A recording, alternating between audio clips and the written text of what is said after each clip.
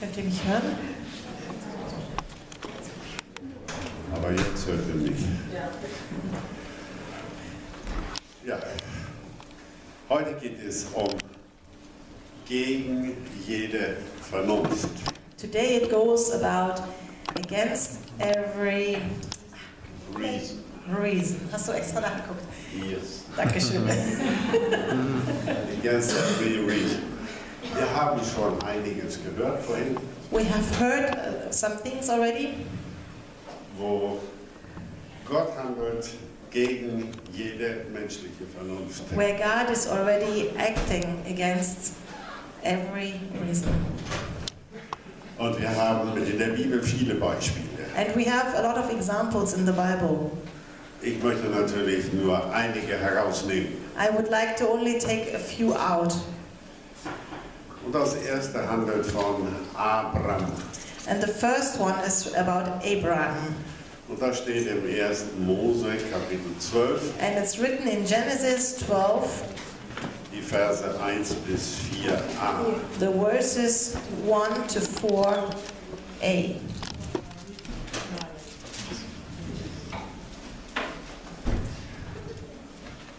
Praise the Lord. Now the Lord has said unto Abraham, Get thee out of thy country, and from thy kindred, and from thy father's house, unto a land that I will show thee. And I will make of thee a great nation, and I will bless thee, and make thy name great, and thou shalt be a blessing. 3. And I will bless them that bless thee, and curse him that curseth thee. And in thee shall all families of the earth be blessed.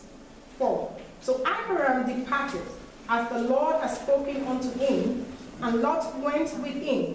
And Abraham was 75 years old when he departed out of Haran. Thank you. Möchtest du Deutsch selbst lesen? Nein, das machst du bitte. Okay.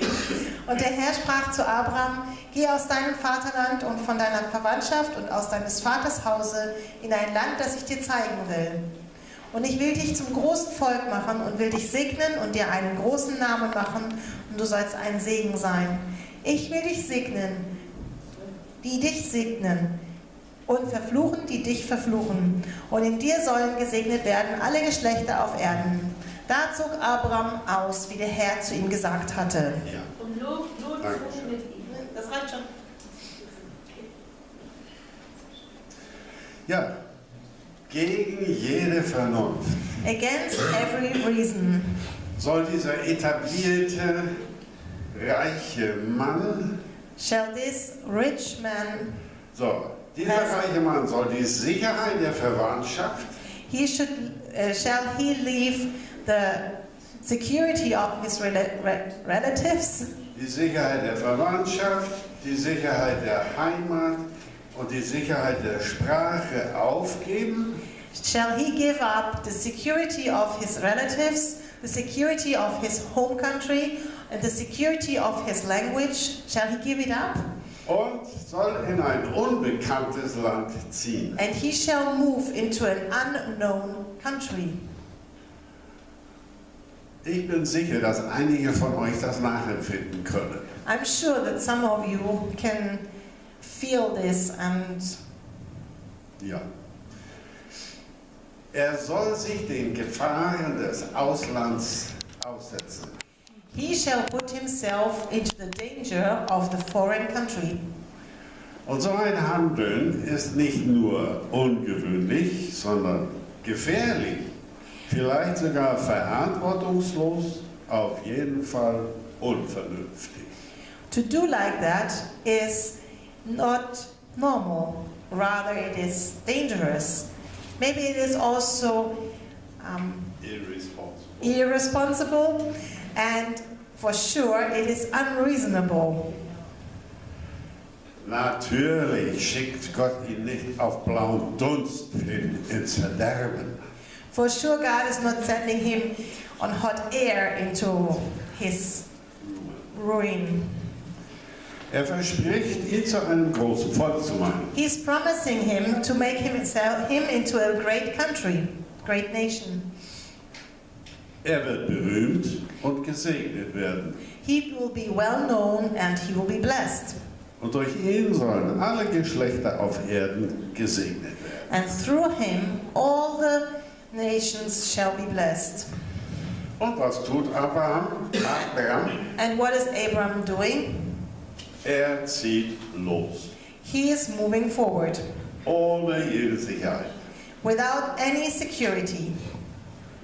Im Neuen Testament kennen wir ja den Fischzug des Petrus. In the New Testament, we know about the fishing draught of Peter. Das steht in Lukas 5, Vers 1 bis 11, aber das lest bitte zu Hause. This is standing in Luke chapter 5, verse 1 to 11, but read it at home. Jesus wird am See Genezareth von einer Menschenmenge bedrängt, die das Wort Gottes hören will. Jesus is at the Sea Gennesaret, and a group of people is very close to him, and because they want to hear the word of God. Jesus ist bereit zu erzählen, zu predigen. Jesus is ready to share and to preach. Aber damals gab es noch keine Ghetto-Blaster. But in that time we didn't have any sound system. Genau. Und darum stieg Jesus in ein frei gewordenes Schiff.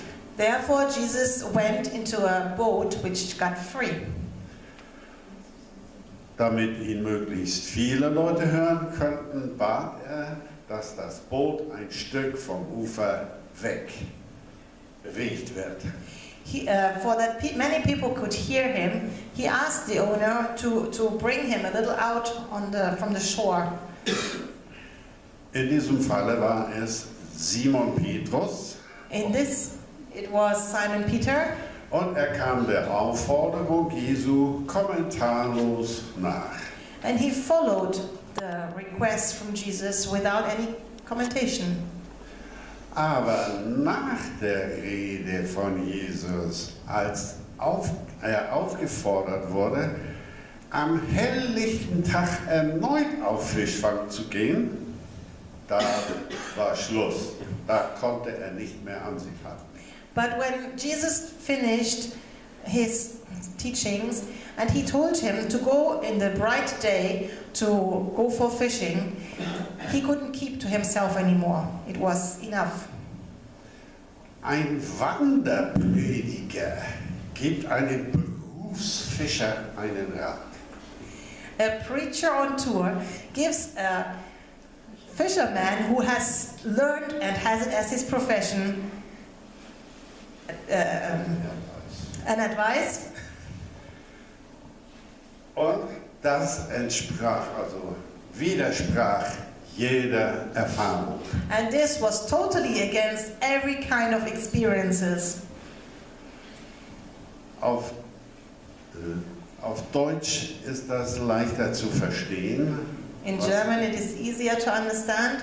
Ich weiß nicht, ob ihr das auf Englisch richtig versteht. I don't know if in English you understand it well, the same way, Denn ihr wisst, because you know, ungebetene Ratschläge sind Schläge. it's like a word game. Unbidden advices are like a slap. And in German, in both words, you have the part of it with the word slap in it. So that's why. Ratschläge and Schläge. So.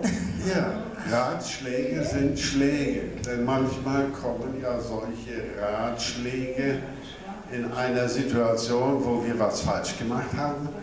Because sometimes those advices are coming to us in a situation where we made something wrong. Und so fühlen wir das wie eine Ohrfeige, And then we feel it like a slap, einen Schlag. like being beaten. Bei Simon Petrus war es so, In Simon Peter's situation, it was like this. nachts ist Fangzeit. To catch fish is in the night time. Sie waren die ganze Nacht draußen. They have been out the entire night. Sie haben geschuftet und nichts gefangen. They worked hard and they didn't get anything. Und jetzt sollen sie wieder los. And now they should go again. Was tut Petrus? And what is Peter doing? Gegen jede Vernunft, gegen jede Erfahrung, Against every reason, against every experience, legt er die Verantwortung in die Hand Jesu. he's putting the responsibility into the hand of Jesus. Wenn er sagt, auf dein Wort hin will ich das Netz auswerfen. Because he's saying, according to your word, I will put the net out again.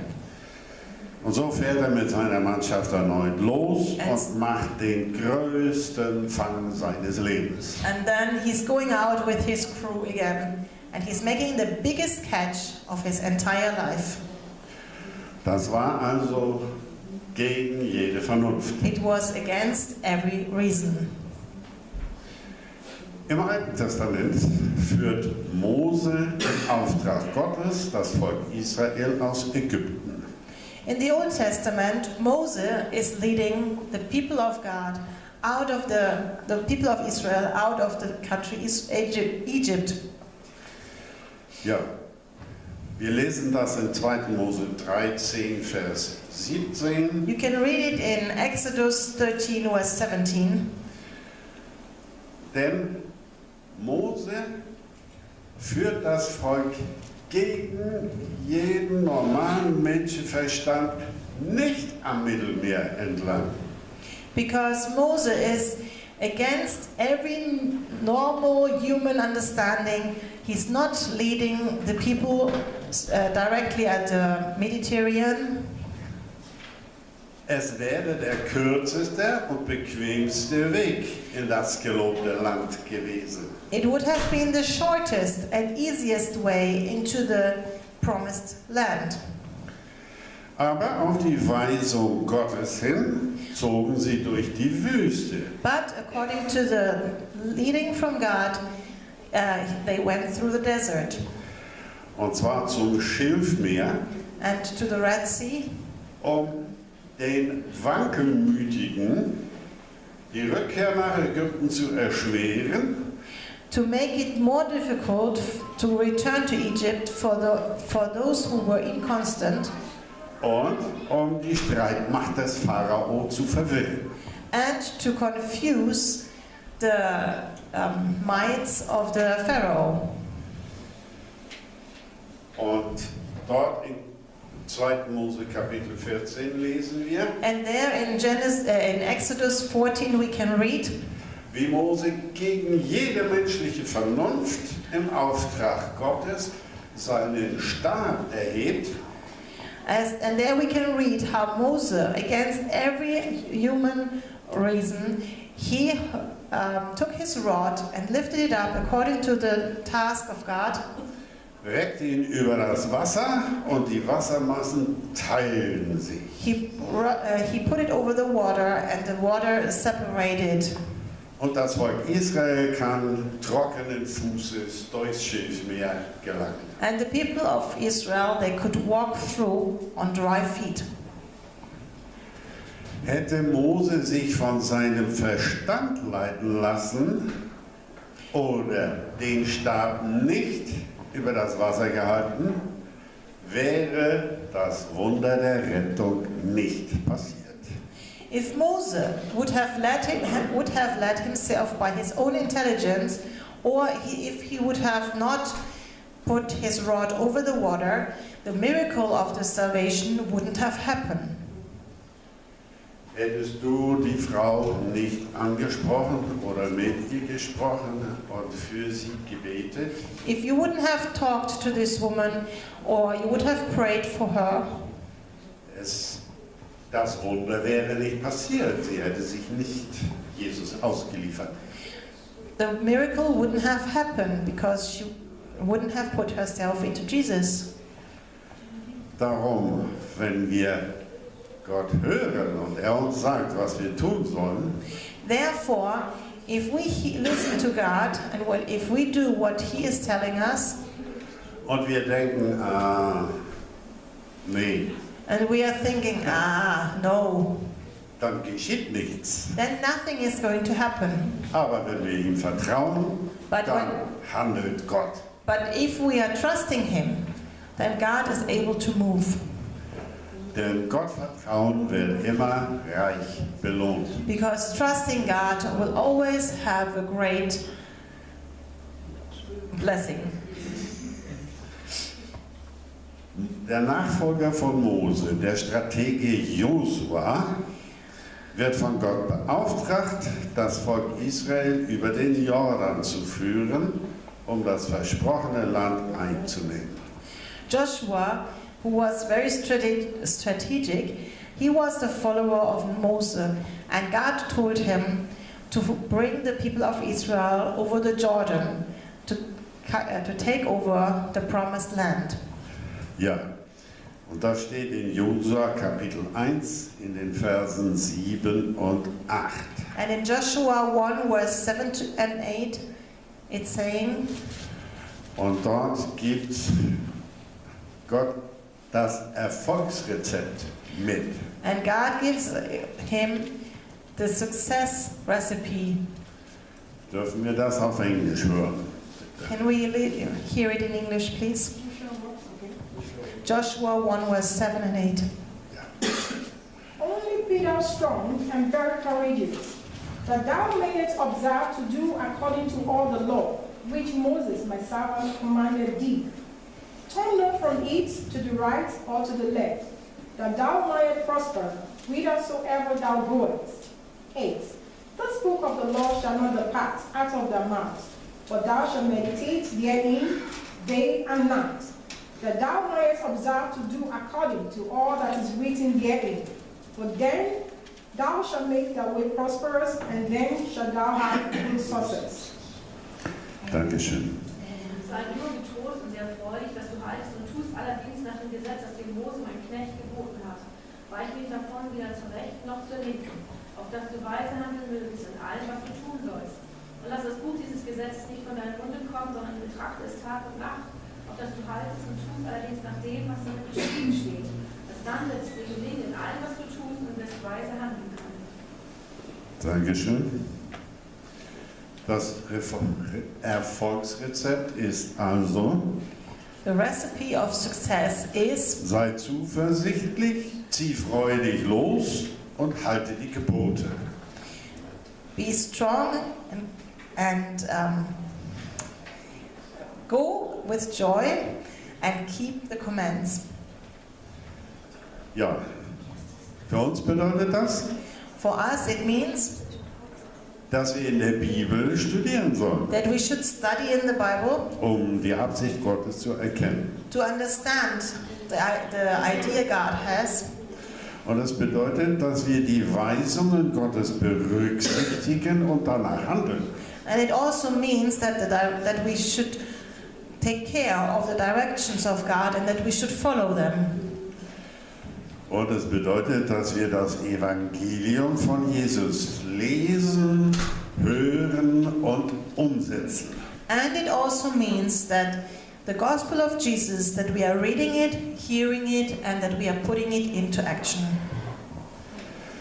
Und wir haben in Vers 8 gehört, dass weise Handeln nur der kann, der die Weisungen Gottes befolgt. And in verse 8 we read that only the one who is following the leading of God, that he can be wiseful. Weisheit hat also etwas mit Gehorsam zu tun. So wisdom has something to do with being obedient. In der Apostelgeschichte 16 lesen wir von Paulus und Silas, die im Gefängnis sitzen. In Acts 16 we can read about Paul and Silas who are sitting in prison. Ich gehe davon aus, dass ihr im Grunde diese Geschichte kennt. I think that you know this story. Wenn nicht, If not, dann lest es bitte nach in Kapitel 16. then read it in chapter 16. Die beiden saßen im Gefängnis, weil sie ein einträgliches Geschäft der Wahrsagerei zunichte gemacht haben. They were sitting in prison because they destroyed the business of a foreteller. Wie Schwerverbrecher im Zentrum des